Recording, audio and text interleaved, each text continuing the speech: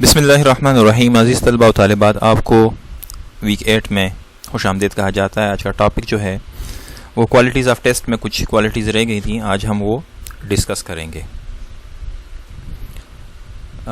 ہم نے اس سے پہلے ویلیڈیٹی، ریلائبلٹی کو ڈسکس کیا تھا. آج ہم آبجیکٹیوٹی کو ڈسکس کریں گے. Objectivity refers to the agreement of two or more raters or test administrators concerning the score of the student.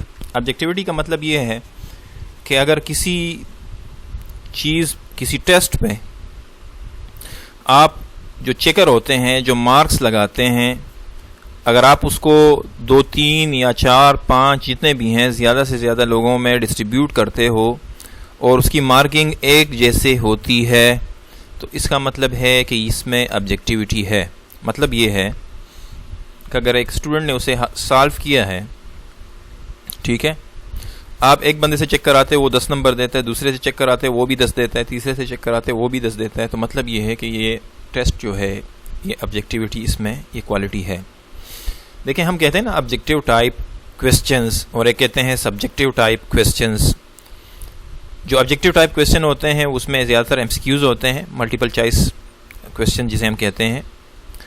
اس میں یہ ہوتا ہے کہ کسی چیکر کا عمل دخل شامل نہیں ہوتا. اگر بچے نے ٹھیک کیا ہے تو اس کو 1 نمبر ملنا ہے، اگر اس نے غلط کیا ہے تو اس کو 0 ملنا ہے. اس میں چیکر کا، ایگزامینر کا بائسنس شامل نہیں ہوتا، اس کی مرضی، اس کی پسند ناپسند کا کوئی کام نہیں ہوتا. اس وجہ سے ہم اس کو آبجیکٹیو ٹائپ ٹیسٹ کہتے ہیں، آبجیکٹیو ٹائپ ایگزام کہتے ہیں MCQs والے کو. دوسری سائڈ پہ ہمارے پاس سبجیکٹیو ہے.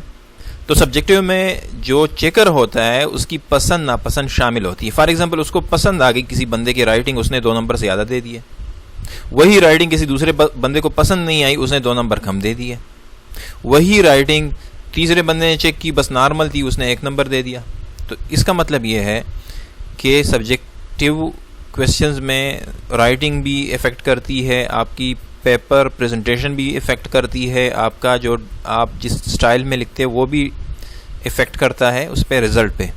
لیکن آبجیکٹیو ٹائپ کویسچن کے رزلٹ میں اس کے کوئی یہ رائٹنگ وائٹنگ افیکٹ نہیں کرتی، کیونکہ اس میں آپ نے ٹک مارک کرنا ہوتا ہے، ایک آپشن چوز کرنا ہوتا ہے، اور وہ یا صحیح ہوگا یا غلط ہوگا. ٹھیک ہے.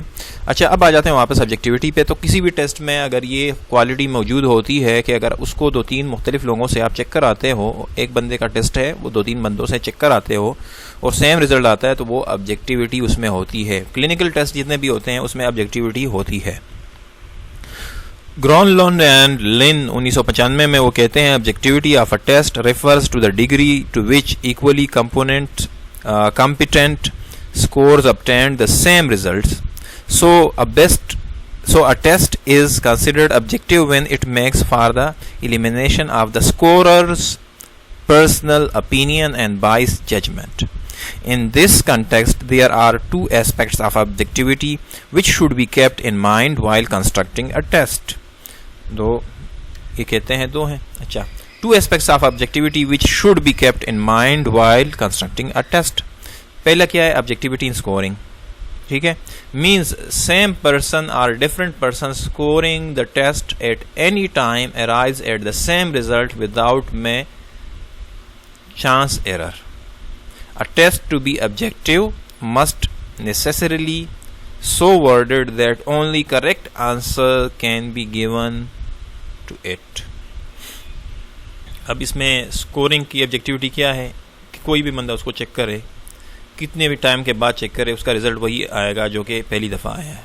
یعنی یہ نہیں ہے کہ یہاں پہ ایک بندے نے چیک کیا اس نے 10 نمبر دیے، دوسرے بندے نے چیک کیا اس نے 5 دیے، تیسرے نے چیک کیا اس نے 4 دیے. یہ نہیں ہوگا. اس میں سبھی کے رزلٹ جو ہوں گے سیم آئیں گے اسکور کے لحاظ سے. Objectivity of test item means that the item must call for a definite single answer.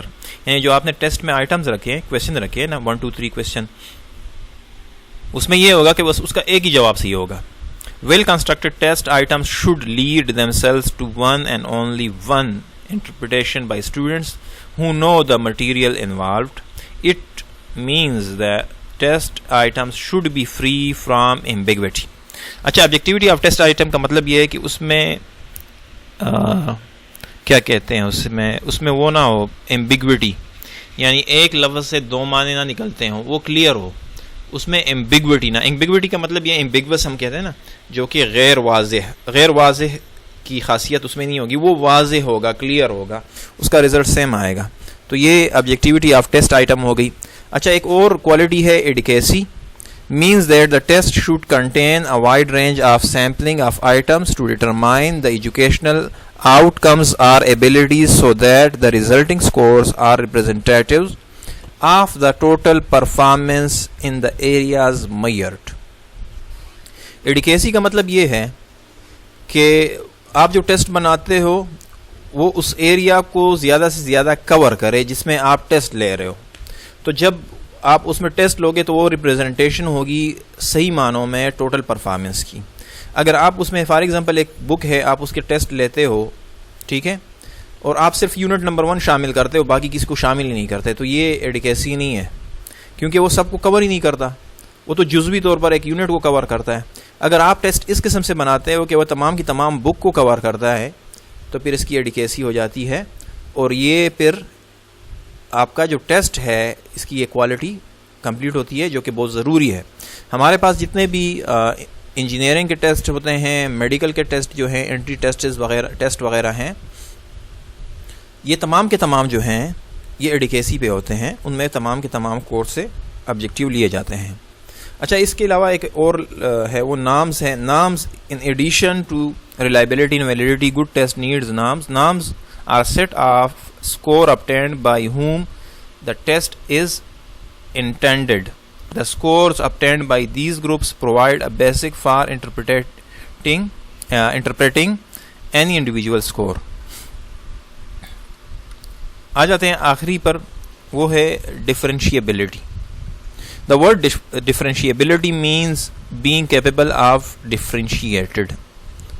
یعنی آپ اس میں سے تمیز کر سکو، فرق نکال سکو. Differentiability power of test is its power to differentiate between the upper and lower groups who took the test. آپ ٹیسٹ لیتے ہو، آپ کو پتہ چل جاتا ہے کہ یہ لوور لیول کے اسٹوڈنٹس ہیں، یہ اپر لیول کے اسٹوڈنٹس ہیں، وہ ڈفرینشیٹ کر سکے. یہ نہ ہو کہ تمام کے تمام بالکل آسان، ایسے آسان کویشچن ہوں جو کہ سب سے لوور لیول والے کو بھی آتے ہوں. یہ بھی نہ ہو کہ تمام کے تمام اتنے مشکل ہوں جو کہ صرف اپر لیول والے کو آتے ہوں. دیکھیں، جب بھی آپ ٹیسٹ بناتے ہو کوشش یہ کرنی ہوتی ہے 25% آپ نے لوور لیول کے لینا ہے، 50% ایوریج لیول لینا ہے، اور 25% اپر لیول کے لینے ہیں کویشچنس. یعنی 25% آپ بہت آسان رکھو، 50% ایوریج رکھو، اور 25% جو ہے وہ بہت ڈیفیکلٹ رکھو.